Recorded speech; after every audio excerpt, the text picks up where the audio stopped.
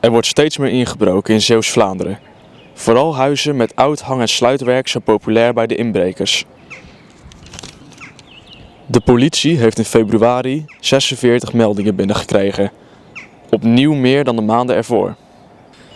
De politie vraagt de burgers om oplettend te zijn en bij een verdachte situatie de politie te bellen. Laten we eens kijken wat de burgers hiervan vinden. Is er wel eens bij u ingebroken of kent u iemand waarbij er wel eens ingebroken is? Ik ken wel iemand waarbij ingebroken is. Dat is namelijk een week of 3 geleden bij de schoonmoeder van mijn dochter. Oh, dat is dus echt nog pas geleden. Ja, dat is pas geleden, ja. Als u niet thuis bent of u slaapt, doet u dan alle ramen en deuren op slot? Ja, zeer zeker. Ja. En nog extra ook nou tegenwoordig.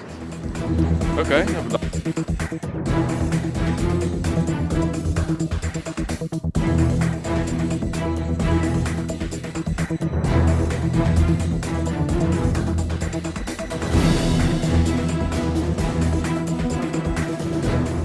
De inbrekers gebruiken de zogenaamde Bulgaarse methode. De slotplaat wordt verbogen en het cilinderslot wordt afgebroken.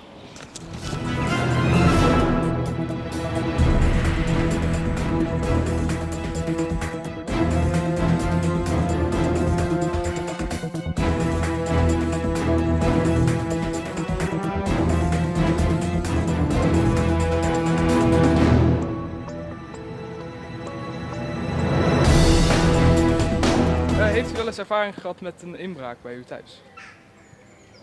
Ja, van die tuin, hè? Ja, verder in huis niet hoor. Nee. Heeft u wel eens de politie moeten bellen? Ja, mijn ring in de tuin verloren met spitten. Met die mandjes, nooit meer gevonden.